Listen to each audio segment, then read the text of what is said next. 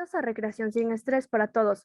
Good morning. Welcome to Stress-Free Recreation, which is part of our summit. This is the Global Youth Summit organized by the International Disability Alliance a través de Young Mental Health Norway. and together with Joe Mental Health Norway. It's been supported by the government of Norway. I will explain you briefly some of the features of today's session. This webinar will be recorded. We have simultaneous interpretation. We have sign language interpretation as well. The languages we have available are English, Spanish, and Portuguese. We also have subtitles that you can access via the CC option, and then you can use the chat option as well. You may now choose your preferred language on the lower side of the screen. There you have the option to silence the original. Please don't do that, because if you do, you will miss some parts of the original audio. We will give you 10 seconds so that you can choose your language right now. If you have any questions for the panelists, you can use the option questions and answers, Q&A, or via the chat box. Our team will monitor both options and will try and answer all your questions during the event as far as possible. We do hope to have some time at the end so that participants can ask their own questions. Please take into account we're not allowed to use the cameras because we have limitations on the Zoom platform. If we don't have much time, then we will give priority to live questions who are related to the topics presented at the discussion. If you want to ask anything else, you can send an email to the host or to the email webinar at IDA-secretary, and we will try and answer all your questions. Please do adhere to times so that interpreters and subtitlers can do their jobs. We would like to thank the logistics team and the communication teams of the International Disability Alliance for their great efforts, their great job, and for allowing and enabling the participation of every one of us in today's meeting. Thank you very much.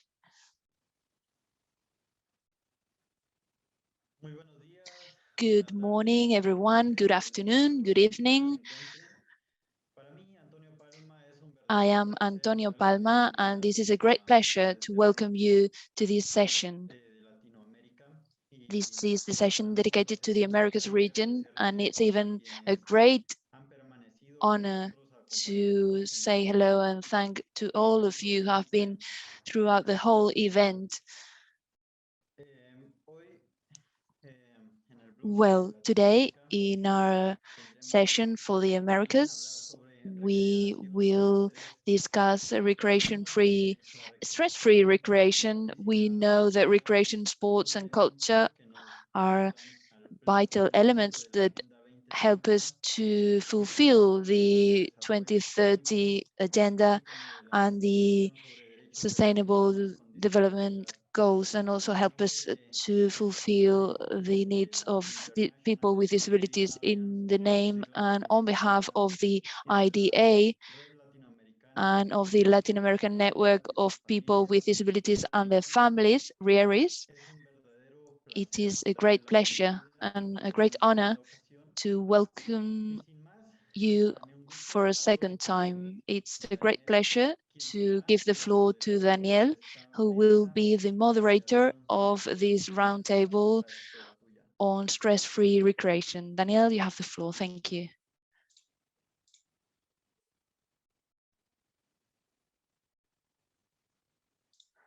It is a great honor to us to be sharing with you and to be here today presenting the regional session for the Global Youth Summit here in Latin America. The topic, as my colleague has said at the beginning of the session, has to do with stress-free recreation for everyone. The important issue today is, well, focusing on this because this is very important. The different types of recreation that young people with disabilities can enjoy today. We will look at the Article 30 of the CRPD on the rights of people with disabilities. It says that recreation is an extremely important activity, whether for the cultural life, the recreation, leisure, or sports. Therefore, this means that as young people with disabilities, we need to be included, and the parties need to offer accessible and safe spaces so that we can recreate and enjoy recreation and have some free time that is productive to all of us.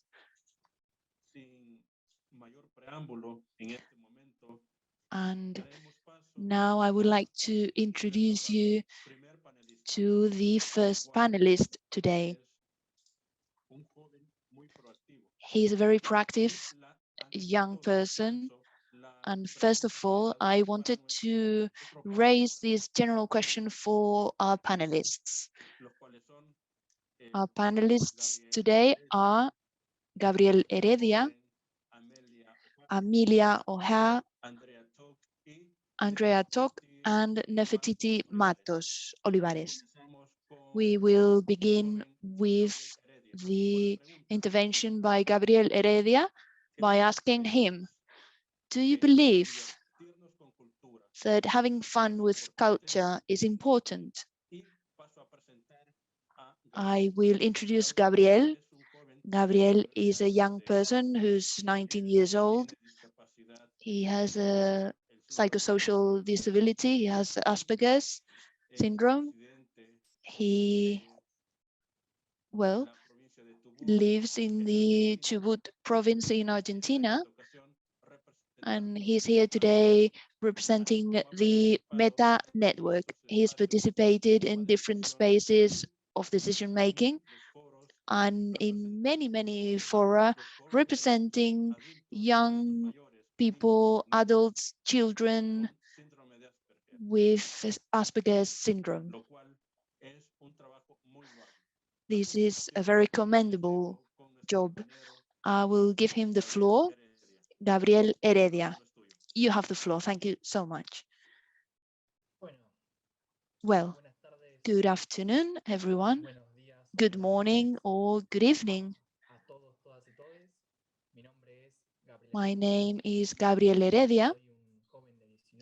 I am 19 years old. I live in the Chubut province in the Argentinian Republic.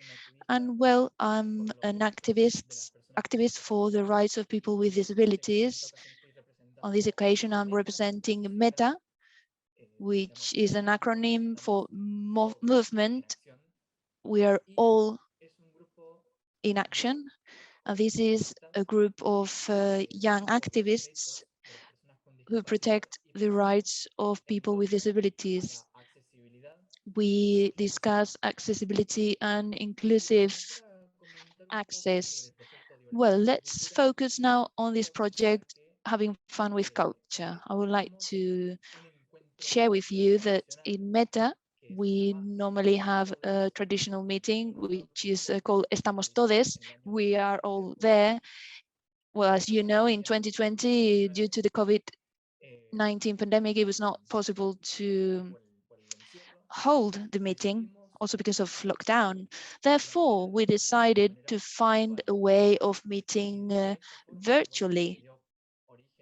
So we created the project Having Fun with Culture, Divertirse con Cultura, and we set ourselves to meet every Friday on a virtual manner to share and to keep in touch with each other so that the project was kept alive. So we thought about what would be the best alternative to these meetings, and we decided that it would be good to meet through play. So we decided to create recreational activities. We held virtual meetings where we played and we participated in games to think about everyone and to include everyone.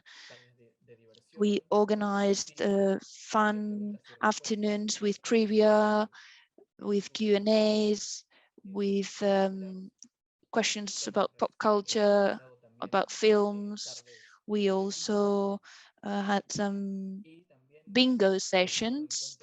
And well, we also held meetings for the cultural exchange of, well, for instance, we had a game of trivia about different countries, and it consisted on guessing what would a word would be expressed in a different country.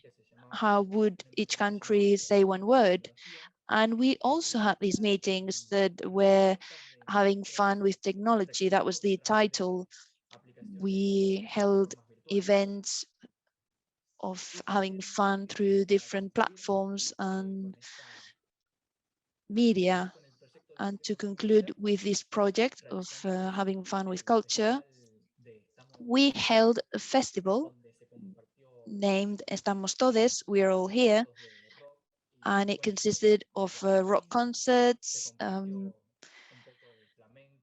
storytelling from Argentina, jazz and flamenco from Uruguay, and poetry from Panama. And during this event, well, we shared poems. And something that I would like to add is that as long as days were going by and we held the different events, we were faced with more challenges in terms of accessibility because we wanted to include everyone. Therefore, well, we found a tool. This was an application for Zoom, and the name is Contexto, Context. It's a panel where you can display the words that someone is saying, and it shows simultaneously as the person is speaking. This comes from Bolivia, and this has really helped us. We've been in touch with the people who created the app, and well, we've been able to talk with them, and we've been able to talk with people who are taking action in the defense of the rights of people with disabilities. During these meetings and these events, we've implemented different tools and other tools such as a translator into Portuguese, and also a translator into sign language. And it's been specific for each country. And there is something else that I would like to share with you. Thanks to this project, Having Fun with Culture, we noticed that these events, these meetings, were really helpful in terms of creating hope and the need to exchange time and culture, to keep hope alive, the hope that we would meet again, and to keep alive our links as well, our relationships, because when the pandemic started, we were very nervous about it, and we really needed something to support ourselves, and we needed something to as a distraction and to have fun. That why this project, Having Fun with Culture, was an amazing and beautiful experience. I am really grateful to everyone for their support, to my colleagues for their support throughout the whole project, and also for the help to enable me to present all this information. And well, this is all from me, and I give my colleagues the floor. Thank you very much.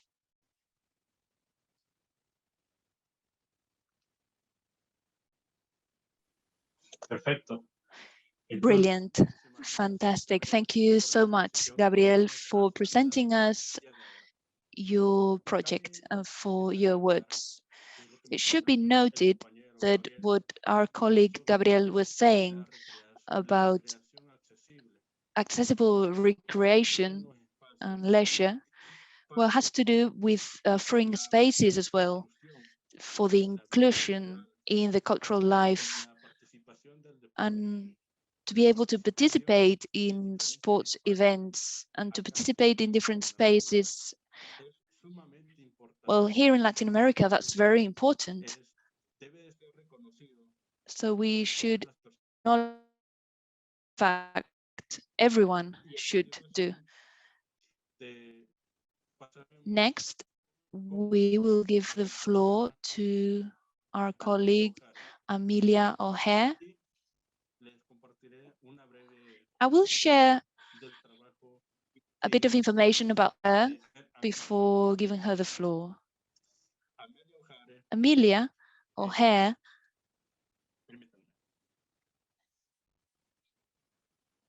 just one second, please. Amelia O'Hare is a specialist in NSC HAPD, which is the National Center for Health, Physical Activity and Disabilities in the state of Alabama in the USA.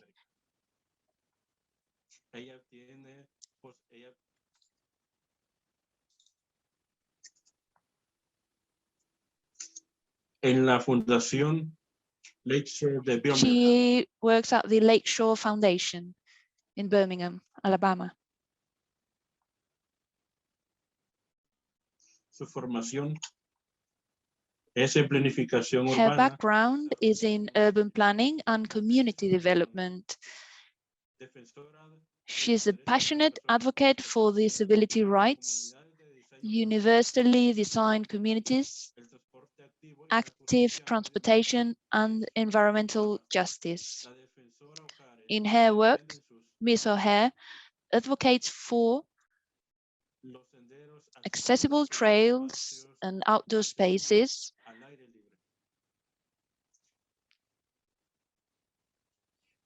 No obstante, paso a dar la palabra. Now I will give the floor to Ms. Amelia. You have the floor. Thank you, Amelia.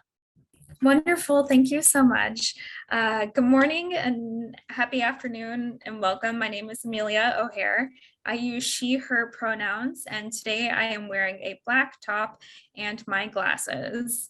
I identify as a person who is a power chair user, and I am pleased to speak with all of you today on the topics of disability and recreational inclusion. So I would like to start by sharing a PowerPoint with all of you. If someone can help me pull that up. Oh, thank you.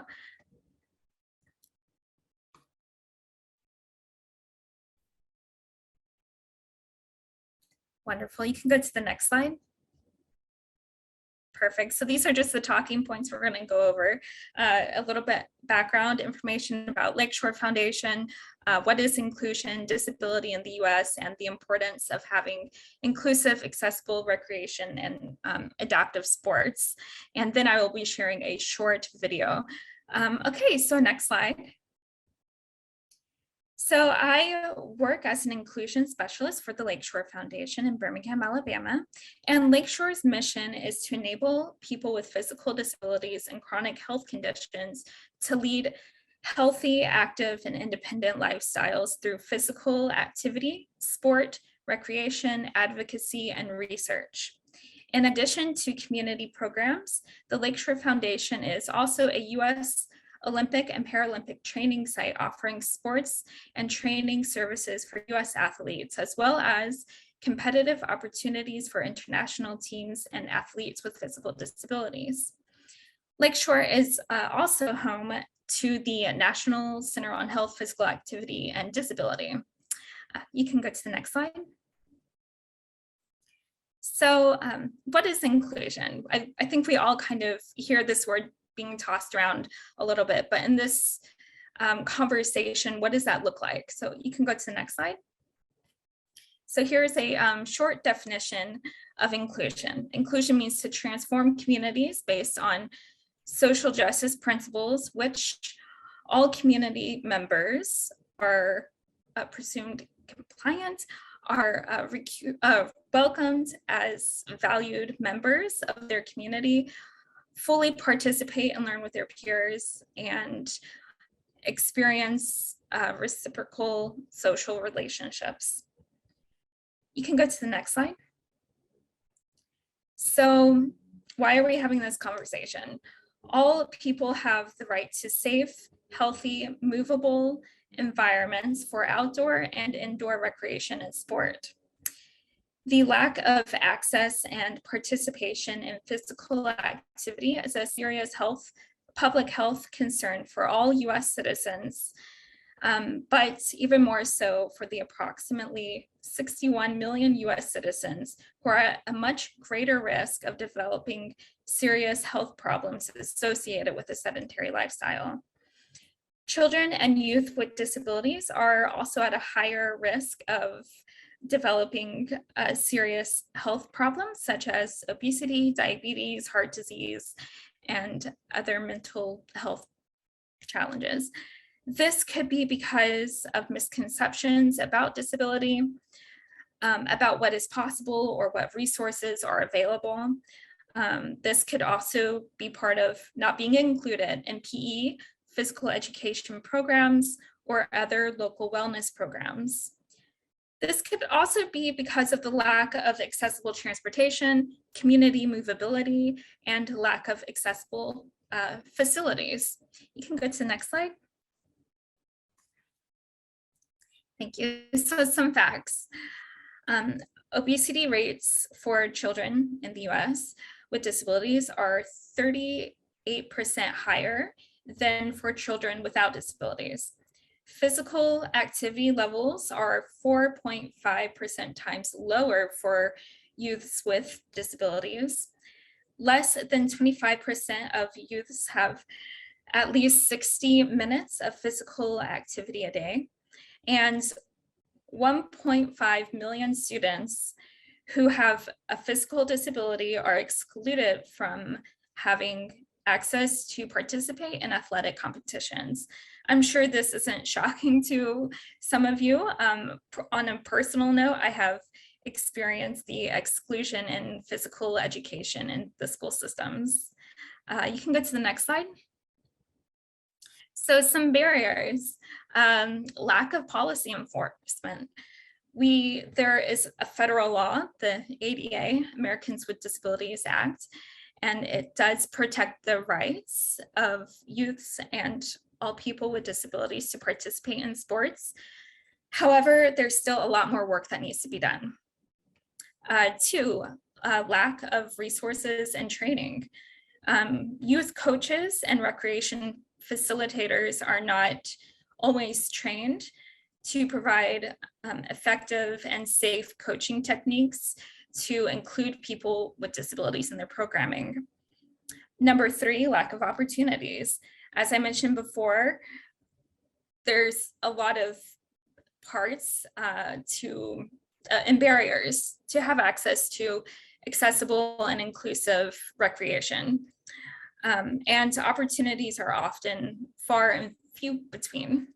And number four, physical and attitudinal barriers. Attitudinal barriers meaning the stigma around disability. And okay, next slide. So these are the barriers I speak of when I say the physical barriers. It would also be the architectural, it could be the transportation, the community. Other barriers are the program, like I already mentioned, and again, attitudinal. Okay, next slide. So what are some solutions?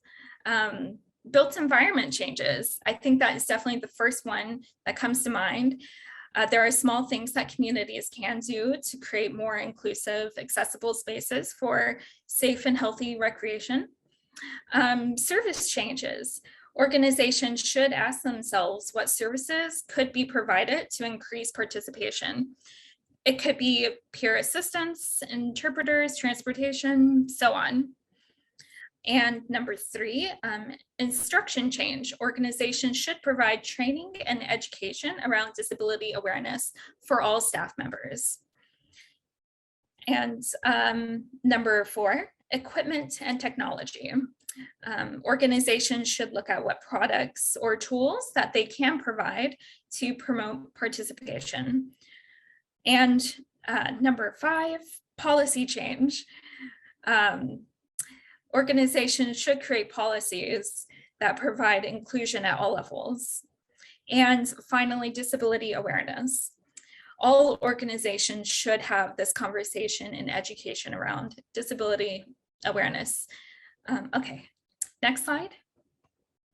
And so now I would like to share a short story from one of our own wheelchair basketball athletes. And yeah, you can go ahead and hit play. The first time I came to Lakeshore, I was 11 years old. I saw some kids playing wheelchair basketball, and one hit another, and he flipped, and I thought that was something I would love to do. I'm Rashad Bennett. I'm a 2-time collegiate national champion in wheelchair basketball. When I first came in, I was a shy kid, but when I got here, I saw people who looked like me. There's a connection between people in wheelchairs. I don't have to explain my life every moment of every day. They get it. Wheelchair basketball is a really aggressive game. I play completely different than I am as a person. I think it brings out a level of intensity and aggression in people that you just don't see in everyday life.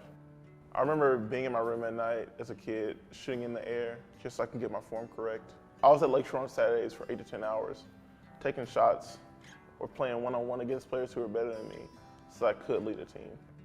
Being able to have access to a facility that I didn't have to worry about a court being available or equipment being accessible or modified to the needs of a person in a wheelchair was something that greatly benefited me as a child.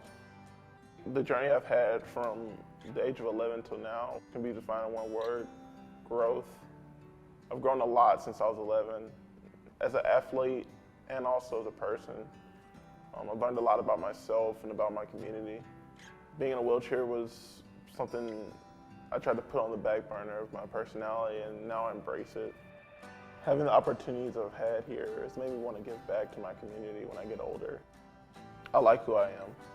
I'm a whole person, and Lakeshore helped me build that.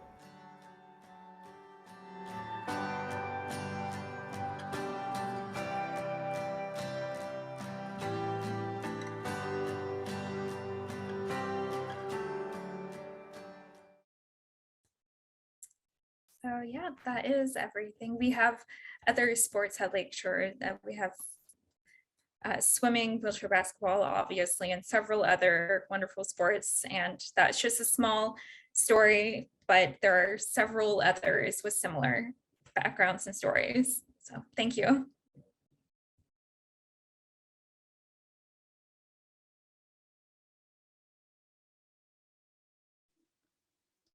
Muchas gracias, Amelia, Thank you very much, Amelia,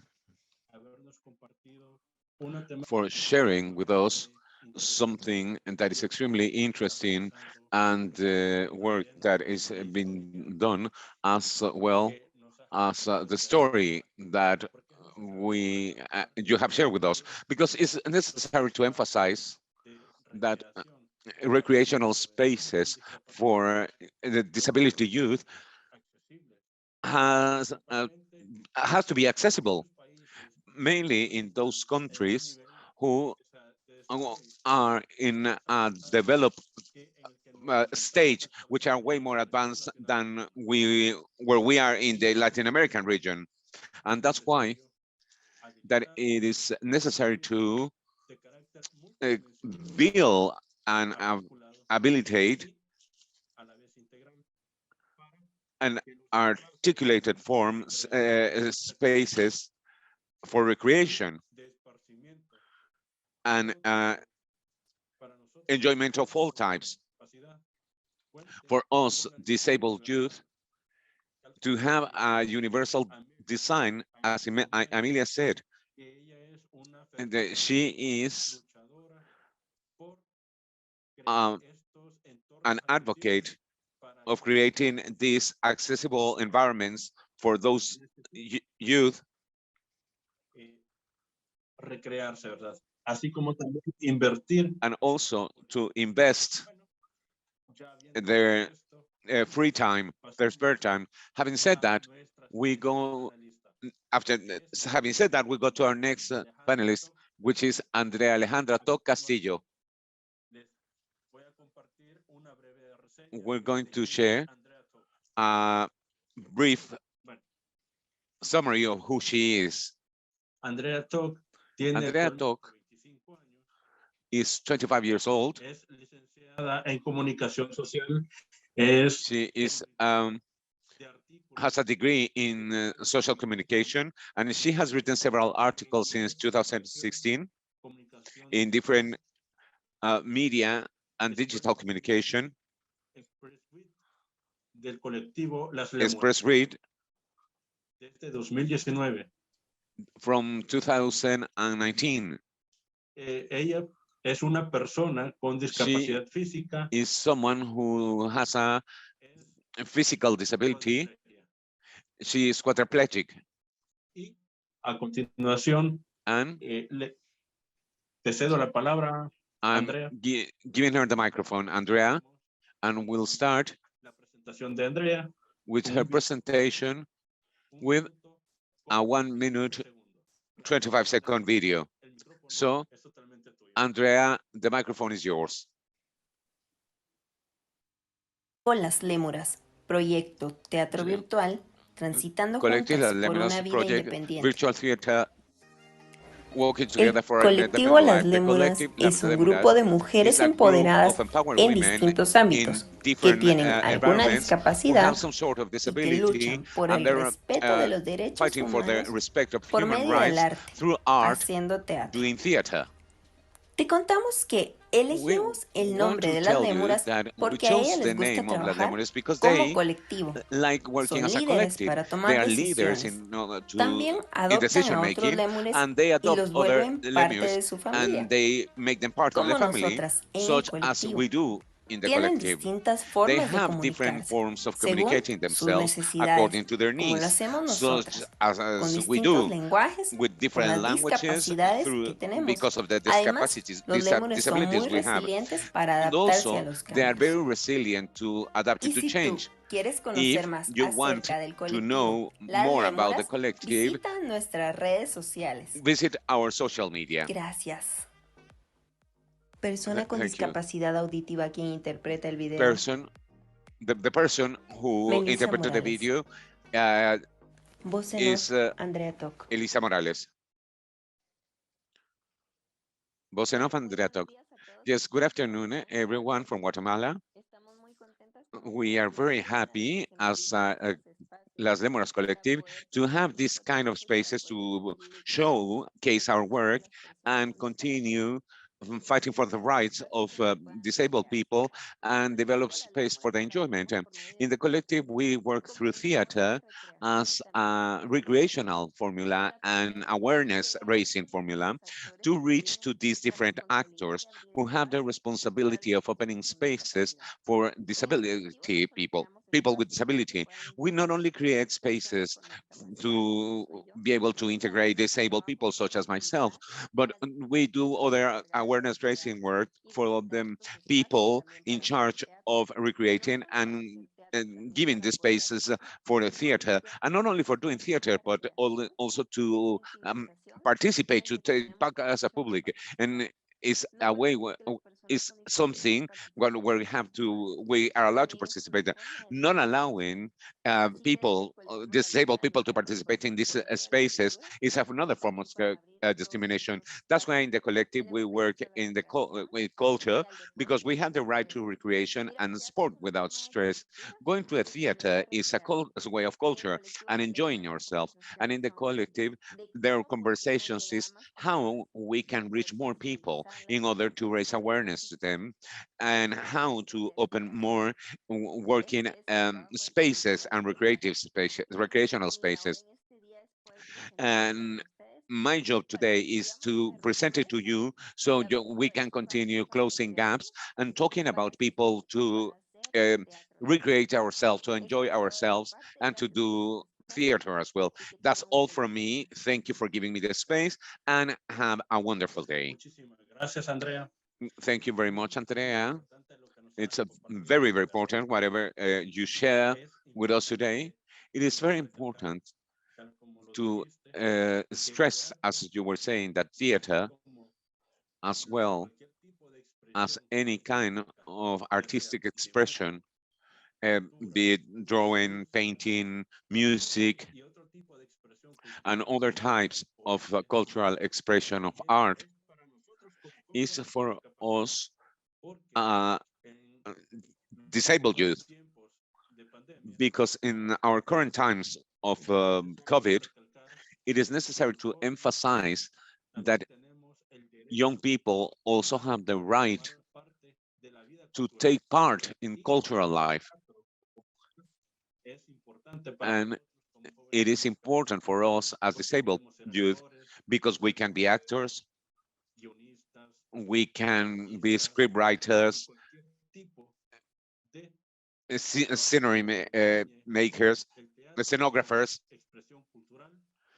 and theater, which is cultural expression, is very important that we as disabled youth get involved in this and to open accessible space, inclusive spaces with universal design and alternative formats so that we can take part of in these spaces and express our thoughts and what we want to say. Next, we're going to our last panelist, Nefertiti Matos Olivares. What can we say about her? In this case, Nefertiti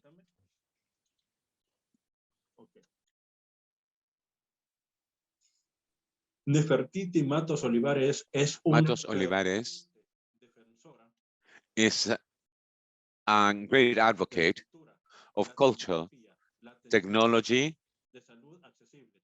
and accessible healthcare.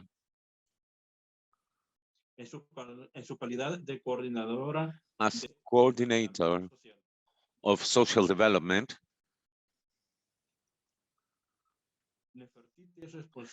Nefertiti is responsible of setting up relationships with content creators, content developers.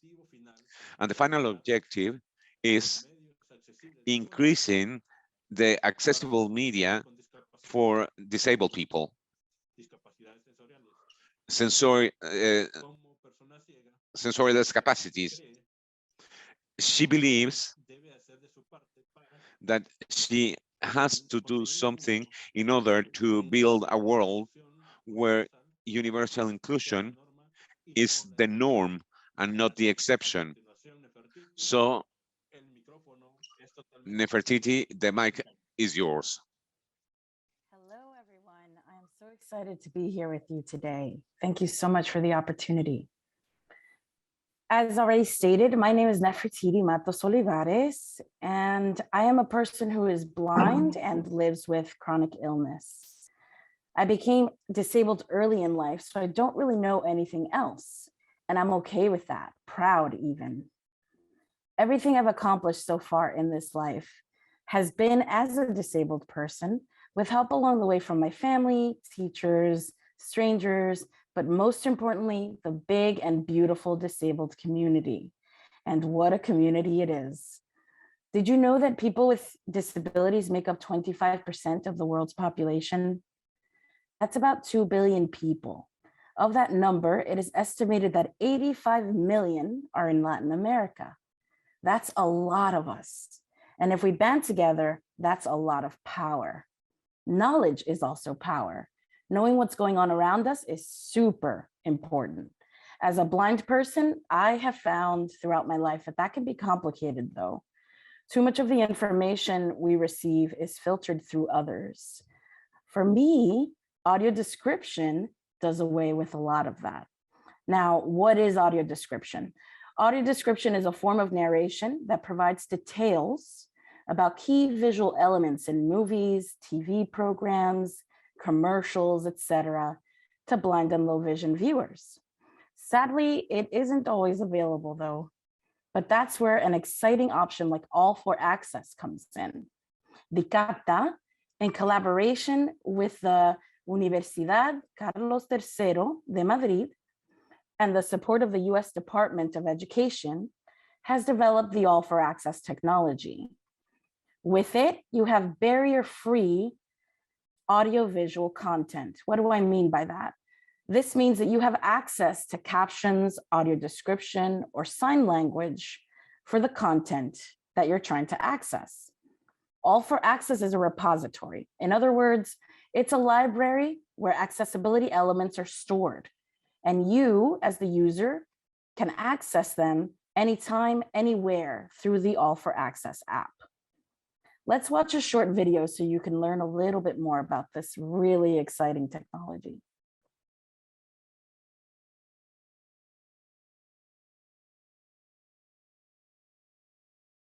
Disfrutar los elementos de accesibilidad del corto animado Requesón, descargue All for Access. Abra la aplicación. Al empezar la película pulse Start y después sincronizar.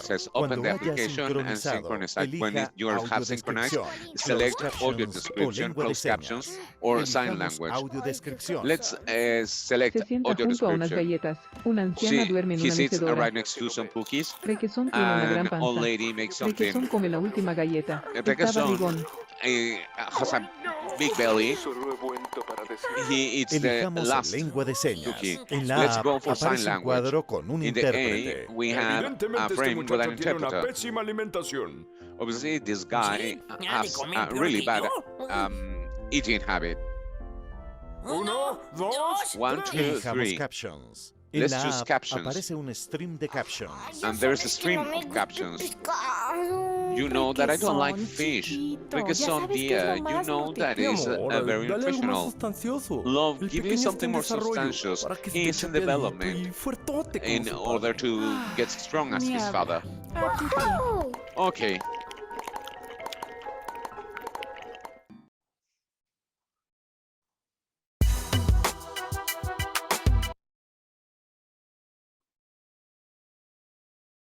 We hope you download the All for Access app. That is all, the number 4, Access, and begin using it for yourself.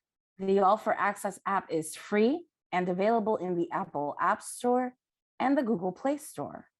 Also, consider joining our Facebook group, Latinos for Access.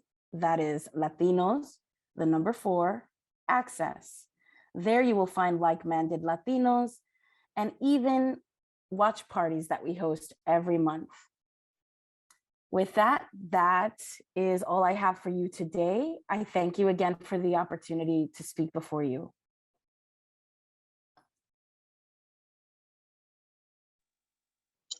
Hola. Bueno, muchas gracias. Hello, thank you very much. Okay. Muchas gracias. Thank you, Por lo que nos has presentado. Nefertiti, for what you have presented today. Is extremely important, the audio description. Personally, it has really impacted me because this is a great advance in technologically speaking, so that people with visual and auditive and hearing disability have access, full access to the different contents, to different audiovisual content, such as movie productions that are made year on year. And this is a plus for people with visual disability, particularly those who don't have access to multiple materials that haven't been dubbed to our language. However, we have to mention also with the participation of the speakers that we have had today, it is necessary to stress the importance of entertainment, particularly in these times because of a pandemic, because we're still living through the pandemic, because our life and the way we live it, our lifestyle has changed, has turned 360 degrees, because the different forms of entertaining, like doing sports, a un teatro, ir a distintos espacios de recreación, han sido aún mucho más. They have done a lot more, and they have been very limited for us as people with disability.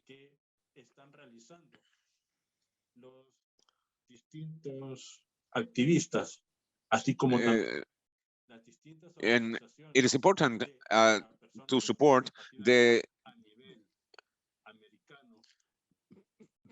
work that are being doing by the different activists, and it's necessary that we acknowledge the situation, and we have to stress that this is extremely important, and we have to acknowledge, because on behalf of the organizations of people with disability devoted to inclusive recreation, as we say, is recreation without stress for everyone, is Article 30 of the Convention of the Rights of People with Disabilities. Now we can go to questions and answers.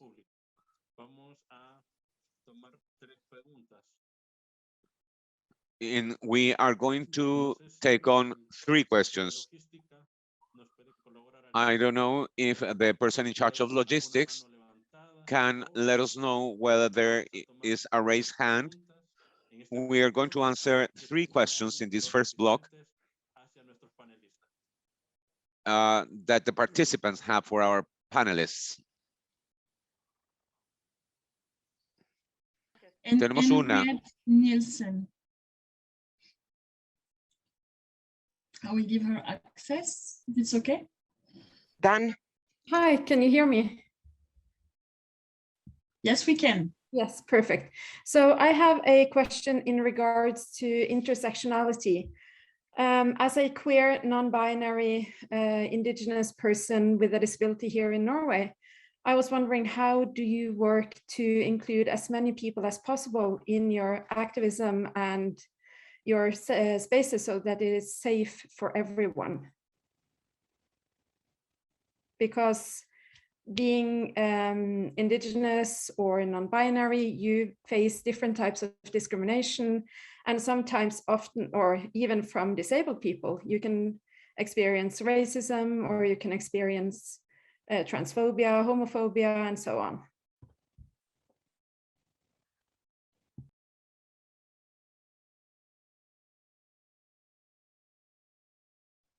I can answer some of that question. I think you bring up a really important point, and I am actually currently studying landscape architecture and for my master's degree as I work, but this is something that I am constantly studying and learning more about, is how I, as an advocate, can continue my education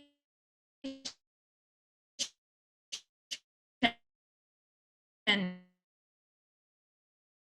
indigenous populations and non-binary and etc. So thank you for bringing that up. I think it needs to be more a part of the conversation.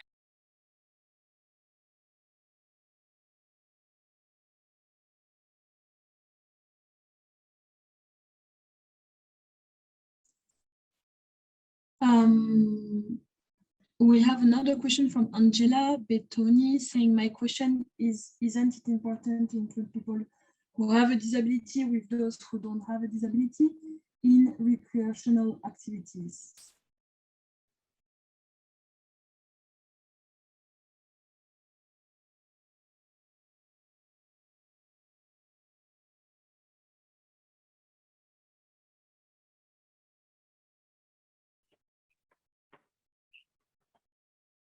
who of the speakers want to maybe answer this question, or maybe more than one could also answer? Hi, this is Nefertiti. I absolutely think it is crucial to include us. I am in camp, very firmly in camp, nothing about us without us. I love how it was described at the beginning of this panel discussion. This was brought about by youth, for youth with disabilities. And I believe, especially as somebody with disabilities myself, that I want to be part of the conversation, and I want to know that others like me are part of that conversation, whether they be blind, deaf, learning disabled, whatever it is. We need to be at the table and have a seat where our voices can be heard. Absolutely.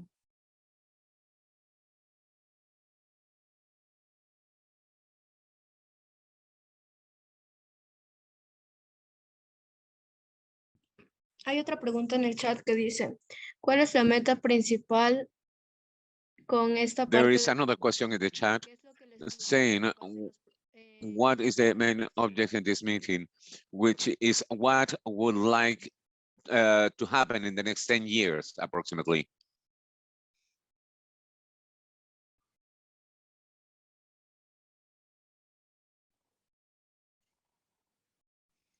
¿Alguno de los panelistas tiene? Any of the panelists has an answer to the question that we have just been read?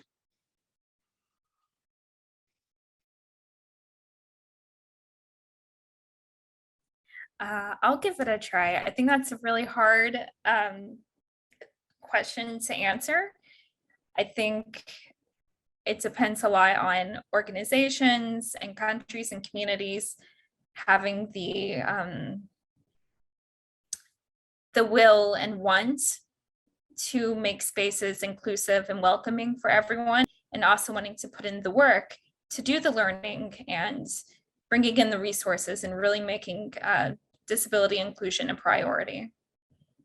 But I would love to hear other people's answers.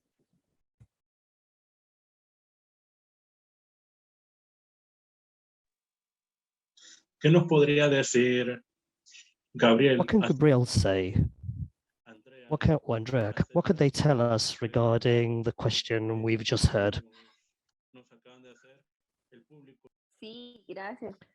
Thanks. Yes. Well, to be honest, as the previous panelist said, it's a very difficult question to answer because we don't know how much we will be able to advance in the next 10 years. That's why our role, our work, and everyone who wants fighting for inclusion is precisely that, to advance as much as possible. And we hope that in the next 10 years, there will be physical space as well as workspace, leisure space for all people with disabilities, and I would like to go and visit something or do something that it's not necessary to be a higher performance sport or anything in order to be able to participate, people with disabilities. Therefore, I think in the next 10 years, I hope that there's more space for people with disabilities to be able to recreate in a healthy manner, safe, well, for pleasure, and also to be able to compete. I think that's the aim.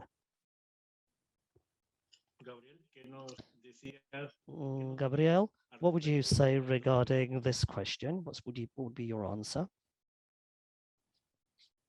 Well, I totally share that.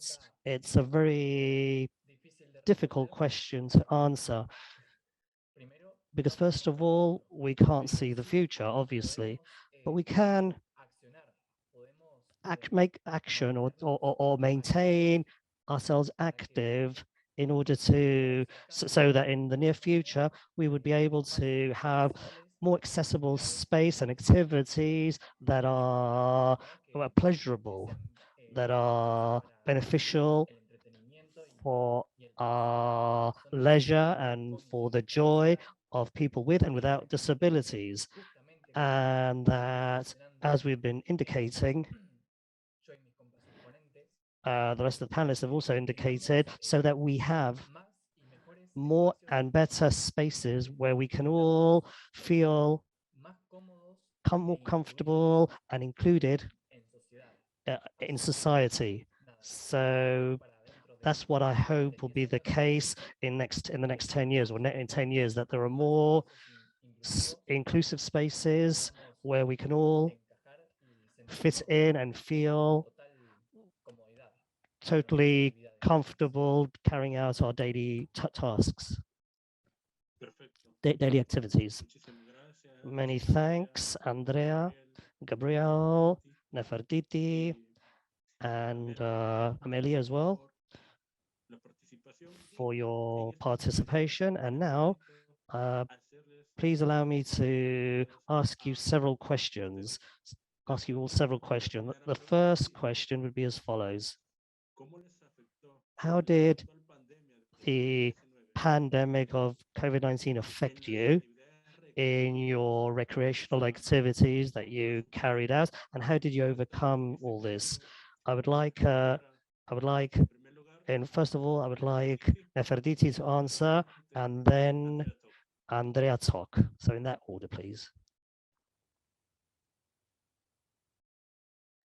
Well, what I can say is that from the perspective of the all for access technology that I spoke about here on behalf of my employer, I can tell you this technology could not have come at a better time, because we are all so isolated lately, and with good reason have to maintain distance from others and the like. It can be pretty lonely, and for those of us with disabilities, even more so.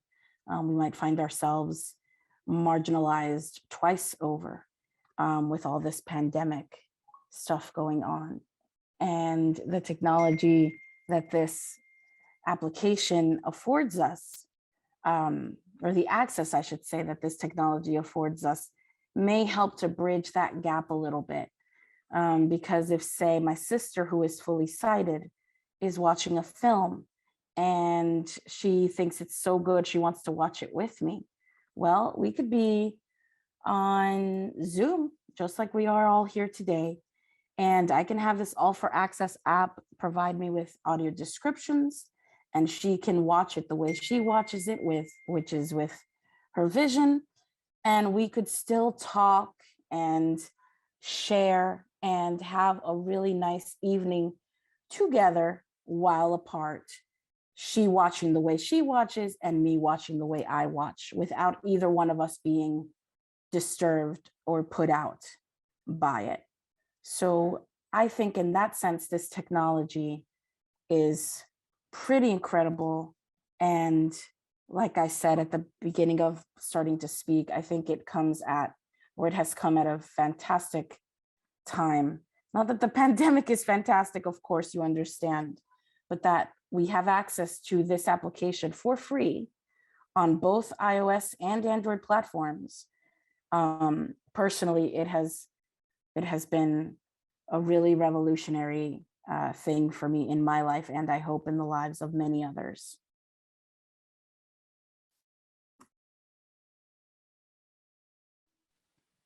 Muchas gracias, Nefertiti. Many thanks, Nefertiti, for your answer. Very interesting answer that you've given us, because the pandemic came, affected us all,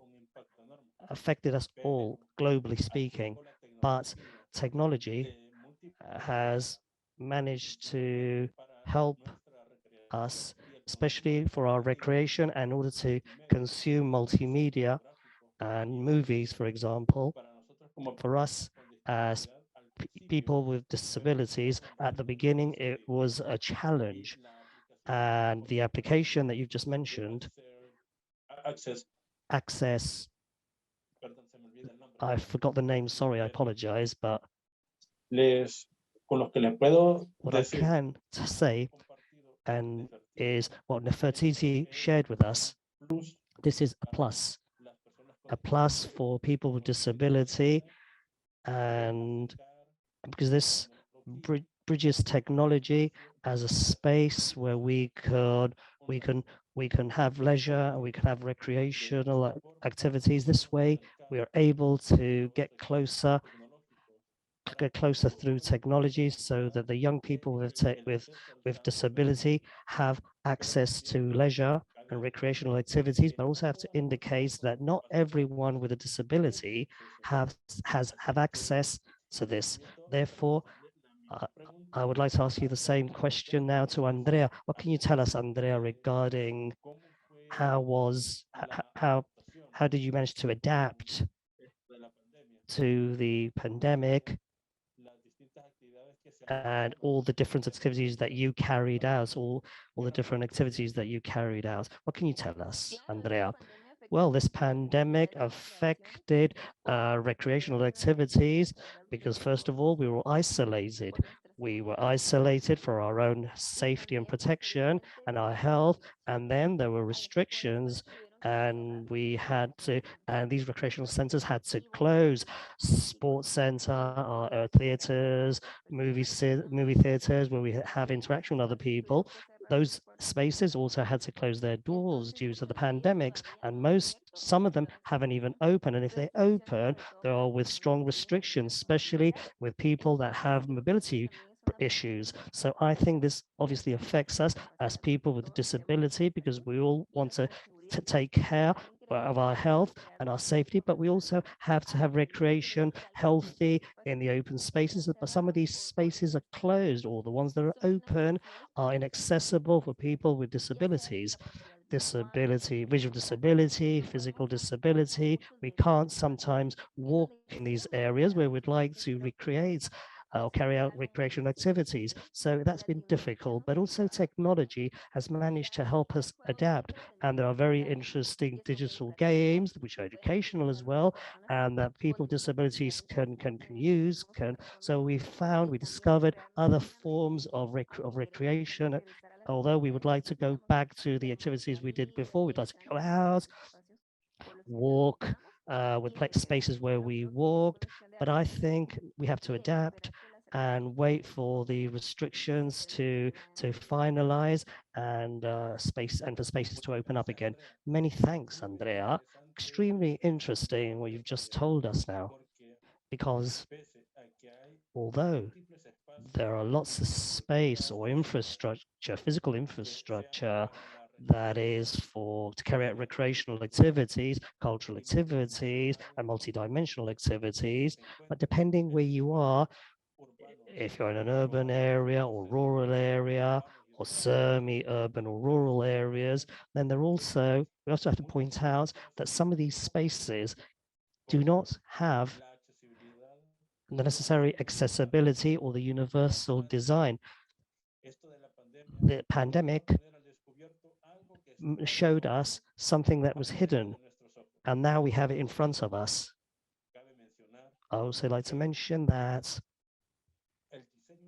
the universal design and accessibility, and as the convention indicates, and ODS 11 creates creates inclusive cities for the healthy leisure.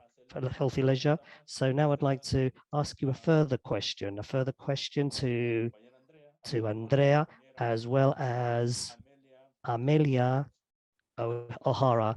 And the question is as follows: how do you see, or how do you perceive from here to 2030 the way the states or the government, civil society organizations, and other social actors, how do you think they will be able to include people with disabilities in recreational spaces, basing us in the Agenda 2030? What can you mention regarding this? If you like, please, Amelia, please, can you go first? Amelia, please, what would you like to say regarding what I've just asked?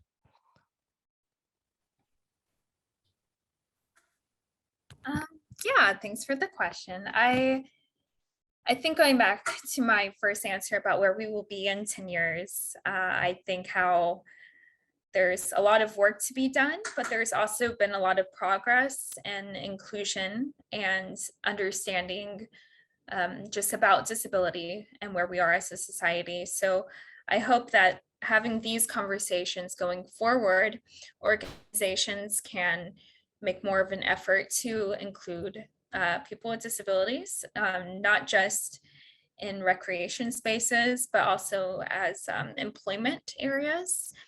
I believe that's a way we can change the stigma and narrative of disability. But yeah, that's my answer.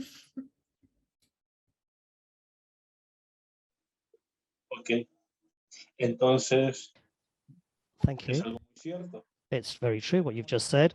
We have the Agenda 2030, and in it, we have these challenges that have to be overcome in the next 8 years. But what can you tell us regarding this aspect, Andrea? What do you think? What do you think the situation will be in 2030 in regarding recreational space for especially how it affects youth with disabilities, because this makes us being self-aware or making us feel better, and it affects positively our lives. So how do you see this? What do you think things will be like in 2030? There are lots of things that can to improve the recreational space and cultural spaces as well. Something which is very important, as the convention summits like this informs people, inform and make them aware. So it's very important, the work carried out by governments and alliances,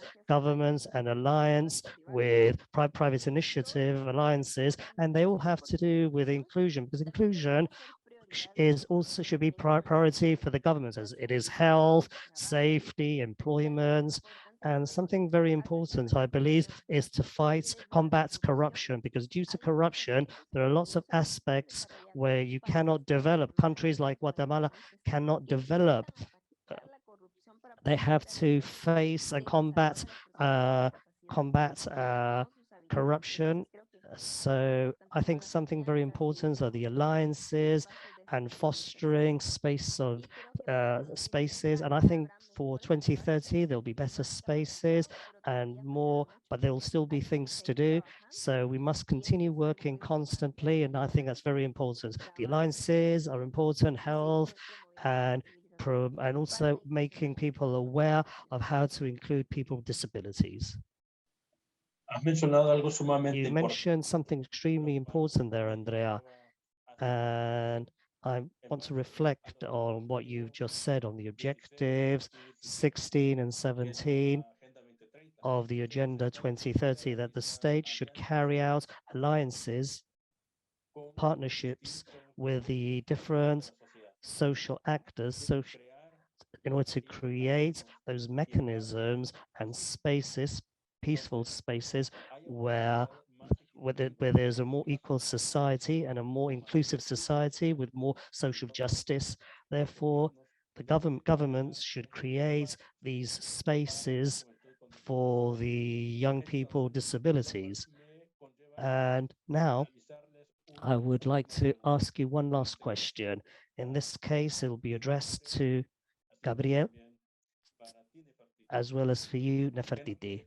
What can you tell us, or can you say regarding if in your countries there is a judicial framework that fosters construction and of spaces, infrastructures, as well as institutional framework in leisure activities without stress for people with disabilities? What can you tell us regarding this stress-free recreation for everyone? What can you tell us about this? Well, in Argentina, there are laws that indicate, that dictate that it's necessary to foster or promote spaces, inclusive spaces for people with disabilities, and also able persons to fill the needs of people with disabilities, with needs in these disabilities, but our government is not implementing none of these. They're not taking into account these needs of people with disabilities. The governments are not taking measures to correct this. So I think it's extremely important, and I'm saying this, I always say this, that I think it's fundamental action of people who need our own space, our space, in order to feel comfortable and included. Because if our actions, without actions, there are no rights. As I said before, I think it's extremely important for us to be able to empower ourselves and to know what are our rights, and raise our voice in order to have our rights heard. So this is fundamental, I believe, in order to progress in a more inclusive manner in spaces where we can fulfill our needs, even though our governments do not want to take this into account or do this. We can do this thanks to our actions. This is a way that I believe is one of the methods we can use in order to advance, in order to obtain the spaces that should be ours. Many thanks, Gabriel. What can we, Nefertiti, what else would you like to say? Are there any judicial framework or any legislation where in your country which guarantees the rights to recreation or leisure, and as Article 30 of the CRPD?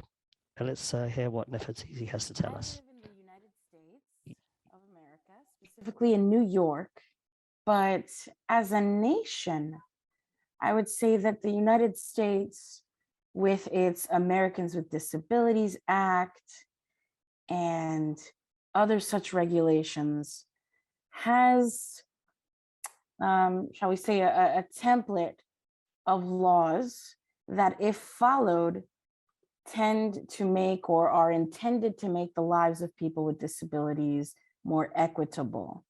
Unfortunately, these laws and these laws, these recommendations, etc., although they are from on high, if you will, from the government on down, they are not always followed. For example, here in New York City, I can't tell you how many restaurants are not wheelchair accessible, or, how many places I, as a blind person, might go to and never, ever, ever even expect to hope the possibility of getting my documentation in Braille, even though these are rights that we are promised to know, in some way or another through these laws. So yes, the laws exist, but they are not always implemented as it relates to what I've been talking about here today, which is audio description specifically, but just access to entertainment in general as a person with a disability, whether that be that you need captions, sign language, audio description, etc. In the English language markets, when it comes to movies and television, there are certain mandates that require TV channels, movies, etc., to have audio description. Not so much in Spanish language. And that's something that Dicapta is really trying to get at the head of and change. We want accessibility elements like audio description to be as thought of and as protected as, say, English language audio description, so that a Latino like me, like you, could go to the movie theater and have audio description in their language, Spanish, say. You could turn on any streaming service and expect that that streaming service will not only have audio description, but will have it in your language. Again, we are at the CAPTA, we are very focused on Spanish language. So nothing really protecting us in that regard as of yet. But again, as I say, through our group, Latinos for Access on Facebook, which again, I welcome you all to join us, and the All for Access technology and other such endeavors, we do intend to bring audio description in Spanish and other such accessibility elements to the map and to be protected by law as well, just as English language accessibility elements are. I hope that answers the question.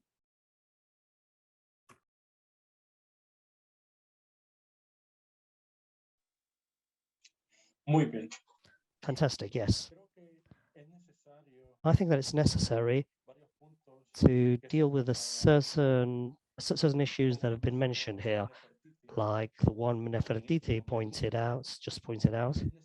It is necessary to guarantee on behalf not only of the governments, but it's a commitment that we should undertake, all the different actors that form part of this huge community called society, that we are all implicated, and we all have the obligation to make reasonable adjustments, as you indicated, that she's gone to restaurants in the past and other spaces and didn't have access to it, like having access to Braille or sign language or auto description, which limits the person with disability or with audio or visual impediments to be able to be autonomous as a person with a disability. Therefore, I think that this moment we should go back to very important points, that the recreation for us as young people with disability is tremendously important. Sport is important, art is important, theatre is important, films are important, cinematography is important, as well as other types of material and space where we were able to express ourselves and de-stress ourselves, especially now during the pandemic. I think, therefore, that we together with the governments and local governments, regional governments, we should do certain agreements with the inhabitants of all the communities. There should be spaces that are inclusive for all, not only people with disabilities, although it should be, that's primarily, but these spaces should also have accessibility for everyone, because this society where we all live, we all share this society every day. Therefore, I see that we have 10 minutes left, and now I would like to give the floor to those of you who are people who are present, because I can see that a lot of people would like to ask many questions to our panelists. So please, can you open the mic for our participants? Could the logistic team, tech team, can you please give access to these people? Just raise your hands so we can hear you. We have another question before people raise their hand, and the question is, the International Convention of People with Disabilities in Article 33 of the states says that the state should apply the same measures through instruments as participation space where people with disabilities, observatories, where what other mechanisms do we have in order to action and force these states to respect our human rights, and especially the rights of people with disabilities? What can the panelists, our colleagues in the panel, how can they answer this? Maybe Andrea could start off.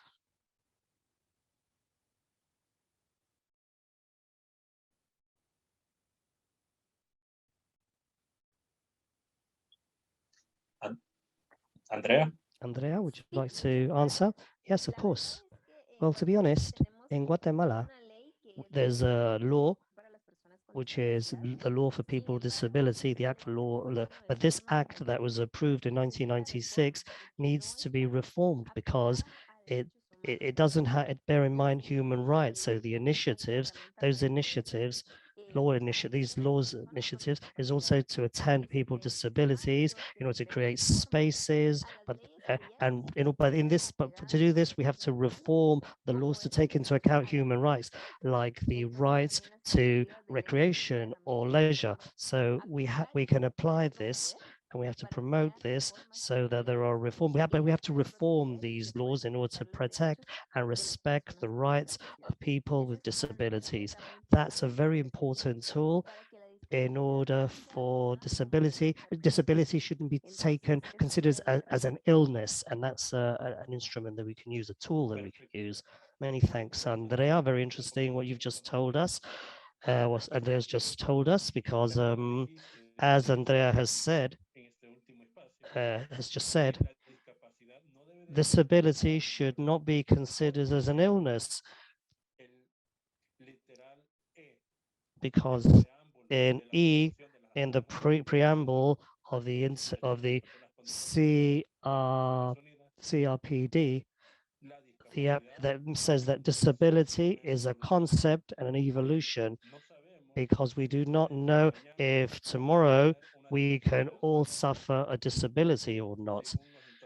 They can affect us all in future. So the recreation spaces, us as people with disabilities, we have that right. It's a right, a very important right for all of us. Therefore, what I'd like to say is that in the country where I am now here, which is in the Republic of Salvador, I come from Guatemala, we also have a special law of for protection of people with disability. There's lots of things to do, however, but we've advanced and we've conquered lots of spaces that before were impossible for us to access. So the challenges that we all still face and we all have to overcome in order to make these recreational spaces which are inclusive for all of us. So I would now like to listen to a further question. I'm not sure if the technical team can support us. We do have one question from Shaw. How can we people involve people with disabilities, especially those people with visual disabilities, how can they contribute so to that they can society? contribute to society? And they could share about research on visually impaired people, please? With visual disabilities. Thank you very much. I would like to start with Nefertiti. What could you tell us regarding in this? this regard? What's your opinion? Perception regarding what do you think question? about this question? Thank you. Yeah, I would say, as a blind person myself, and I've been this way from a very young age, as I said in my presentation, I don't really know anything else. For me, one of the most impactful things in my life that have helped to equal the playing field, if you will, has been education.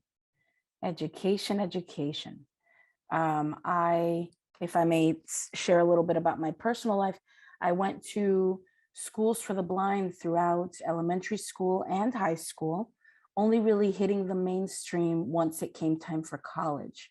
And for me, it was a very hard, very painful transition, but it was also a very necessary transition to make, because while I was in these blind schools, one, the education wasn't up to par with, say, my sister and my cousins who all went to mainstream schools. But for another, I was very secluded and comfortable and safe in a world that was blind like me. And that's honestly not the world we live in. So when college came around, it was a very hard thing for me to assimilate, both to catch up with the education I was not privy to, but also the socialization aspect. And that leads me into my second point. I think as blind people, in addition to emphasizing our education, we need to be better socialized. And I understand that's hard because in a lot of ways, people are afraid of blindness. And, you know, as an example, they will speak to me very loudly. Or in the case of a friend, they will talk to her guide dog instead of her. So the education that I'm emphasizing for us as blind people is also education that should be promoted onto the regular public to learn how to work with us. But if we as blind people are better socialized, I think we are better capable of handling awkward situations like those as well. So in summation, I'd say education and socialization are two of the key things we as blind people need to try and live the best life that we can, you know, whether that be dealing with relationships, interpersonal relationships, or getting employed, and things of that sort.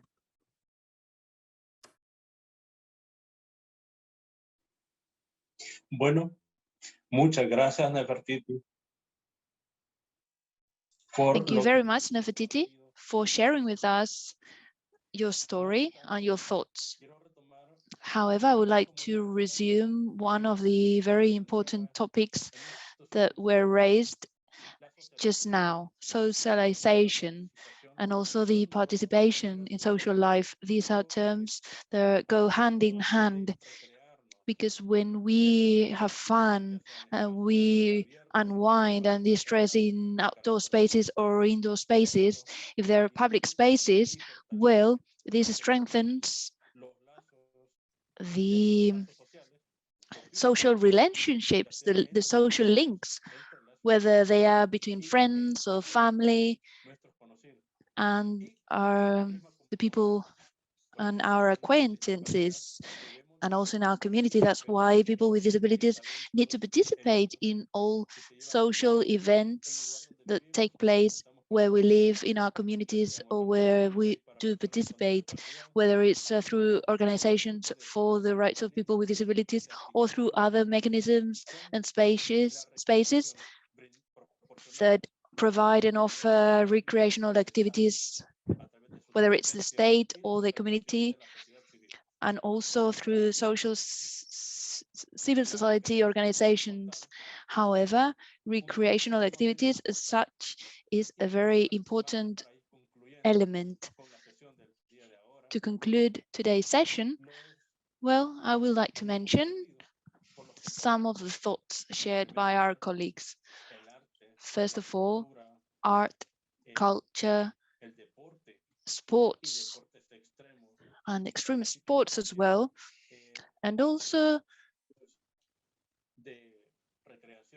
well, any recreational activities such as cooking or gastronomy or any other spaces that nowadays are there. For example, extreme sports such as skiing, diving, scuba diving, that it's becoming inclusive in Argentina as well, and that here in my country, in El Salvador, is becoming a thing as well. Well, we also have hiking,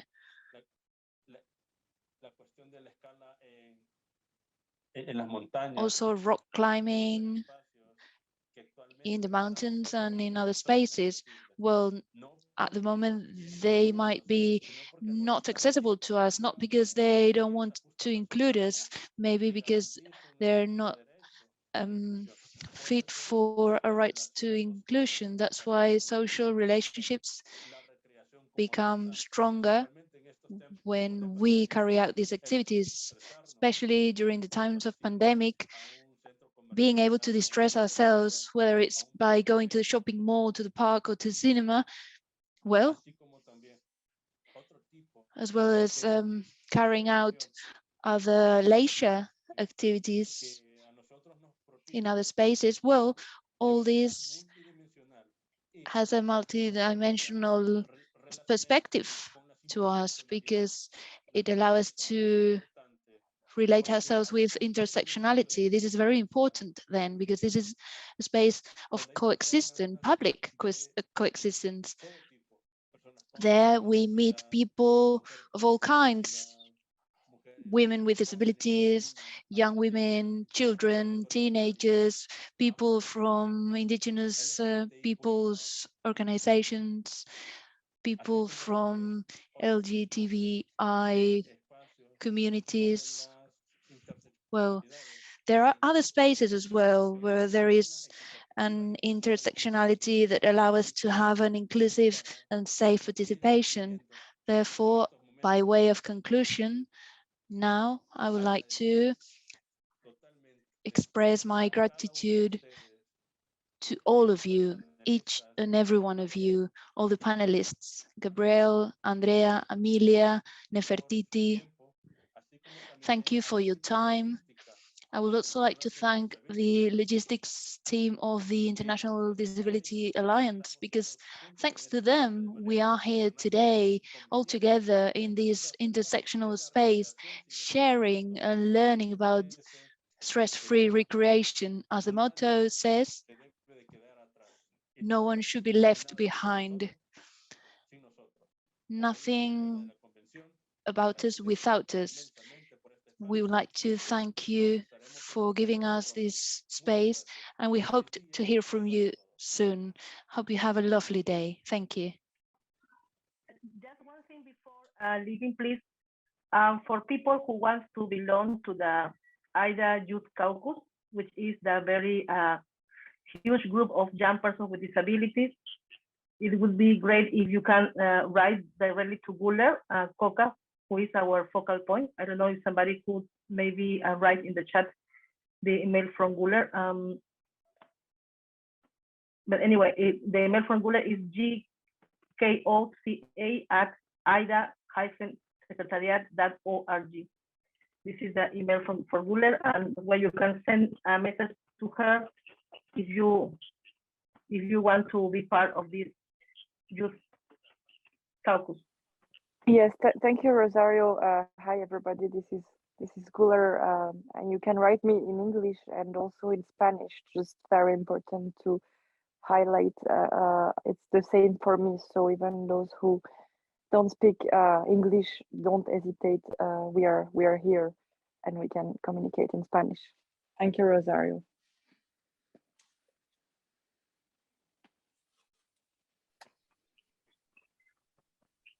Okay, thank you so much to all of you, and thanks so much for your great questions. Thanks to Danny Palacios, who is a really great moderator, and to all of you, thank you so much. And please stay, because we will have our roundtable about participation, especially about gaps and challenges for the participation of young persons with disabilities. We are going to close now, or maybe, I don't know if there's another, maybe last question. Nicole, is there any question? Nicole, ¿hay alguna pregunta por allí que se quedó? ¿Un comentario? Are there any questions before we conclude the meeting? ¿Estás ahí, Nicole? Are you there, Nicole? Sí estoy, pero no hay una pregunta, pero sí hay un dato muy interesante. Well, I don't have any questions here, but there is something very interesting by Olga. She talks about very prestigious universities that have been subject to a lawsuit because they don't have facilities for deaf people. But there are no other questions in the chat. Okay, but this is very interesting. I mean, definitely it's good to have mitigation, because when you face different barriers, especially accessibility, it's definitely very important.